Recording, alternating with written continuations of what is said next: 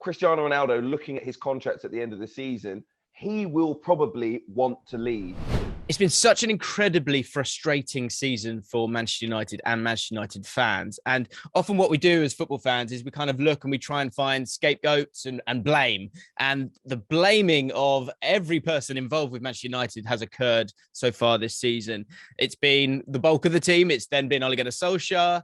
It's then been certain members of the squad, some of which have obviously left in the transfer window. And then this week, after the Burnley result, it felt like there was a lot of heat on Harry Maguire, which I think is a little bit over the top. It feels like he's being totally scapegoated.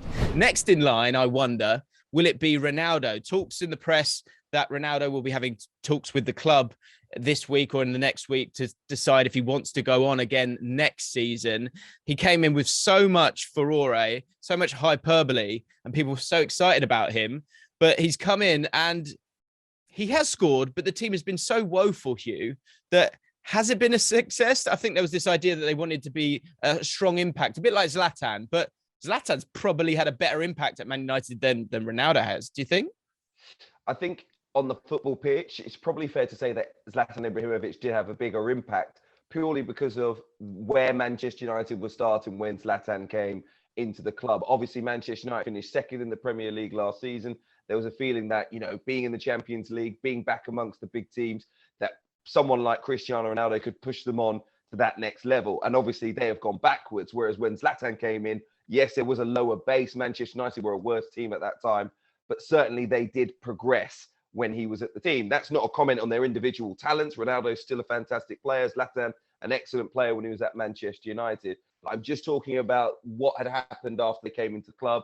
And I think Zlatan just pushed Manchester United on that little bit further. I think the main reason for that was that Zlatan is a big name in football coming in at that time to a squad that had very few, whereas I think Manchester United's squad right now has a lot of big names.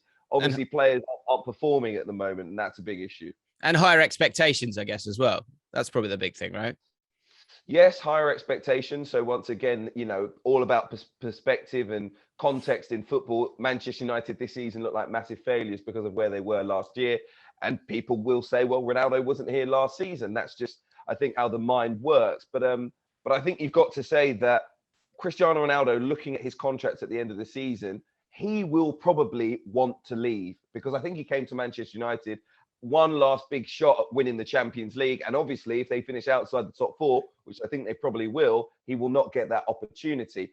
I think the other thing is Manchester United will want to keep him. There'll be a new chief executive, if you like, who wants to be the guy that gets rid of Cristiano Ronaldo as their first action in their new role. So the club will want to keep him.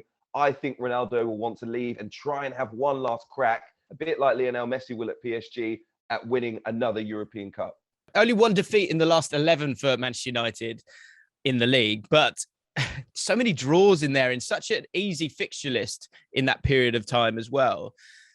The performances, I come back to this idea of like, who's to blame with all this stuff. And we are running out of people here, because we've gone through, David Hayes actually had probably quite a good season, but there's been moments where people have gone after him.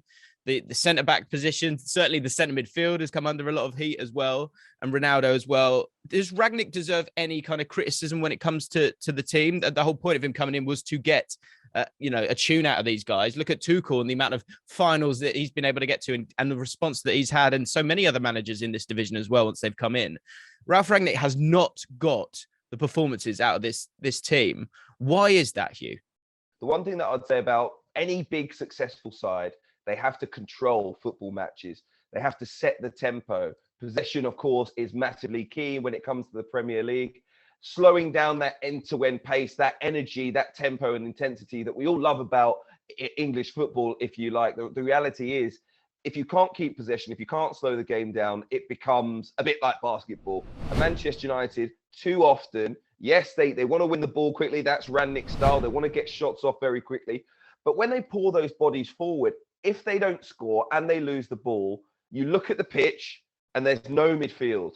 And it's 2 or 3 passes and their opposition are into their own box or into the final third. It's far too easy to get into Manchester United's back line if you're one of their opponents and you're attacking. And that is something that happened under Ole Gunnar Solskjaer this season. And Ralf Rangnick hasn't managed to get a handle on it. It looked great when Paul Pogba returned from injury, for about an hour. As soon as he left the pitch, Manchester United were devoid of ideas. The other thing is this Manchester United side under Ralf Rangnick, they feel as if they're going to a certain extent. They feel as if they're going to a certain level in the game. Yeah, we're having loads of shots. We're on top. We're the arrogant team. We're back to being Manchester United. As soon as their opposition equalise or the opposition go through a period where they dominate the match, there's a feeling of, what do we do now? We didn't think this was going to happen. There doesn't seem to be a plan B. There doesn't seem to be the leadership to manage their way through difficult times in games.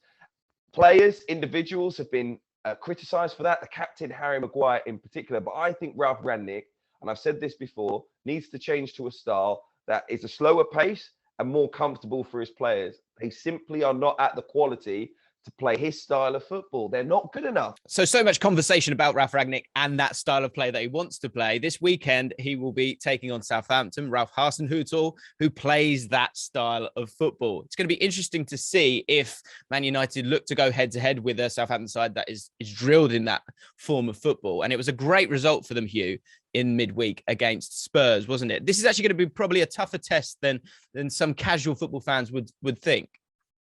Oh, absolutely. Firstly, Southampton have got results away from home against big teams. They almost have that underdog mentality under Ralf Hasenhüttl. Seem to celebrate every goal at the Tottenham Hotspur Stadium as if it was a cup final. It clearly means a lot to him. It will be very interesting for those of us that love tactics because, of course, Ralf Rangnick is one of the inspirations for Ralf Hasenhüttl's style of football. So I think Hasenhüttl will know what Rangnick wants to bring to a game. He'll also think, right, he probably knows the best way to stop my style. So do we do something a little bit different today? So that's going to be intriguing. But I think Southampton, in many ways, have all the things that Manchester United lack in terms of that intensity. They're trying to get to that level. Hasenhüttl's been there longer, of course. His players are already drilled in it. I think James Ward-Prowse was absolutely brilliant in midweek. And I do think it's going to be a difficult game. And I think this could be worrying for Ralf Rangnick. By the way, I saw all the links this week to Mauricio Pochettino.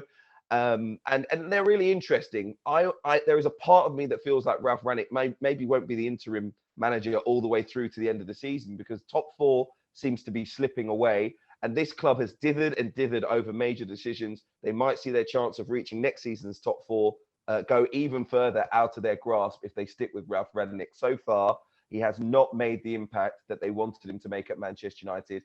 He has not been good enough. And he has to take some responsibility for that as well. How do you see the game going, though? I think this could be a Southampton win. I think it could get a little bit worse for Manchester United in what is a huge month and a half for the club, of course, with the Champions League games coming around the corner. I really do. I was so impressed by Southampton. I see them winning this. I see this being a shock. What do you think?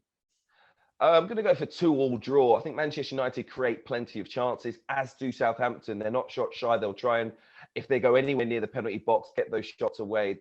Not defensively good enough, Manchester United. I think it's going to be a cracking game, and I'm going to go for a big score draw.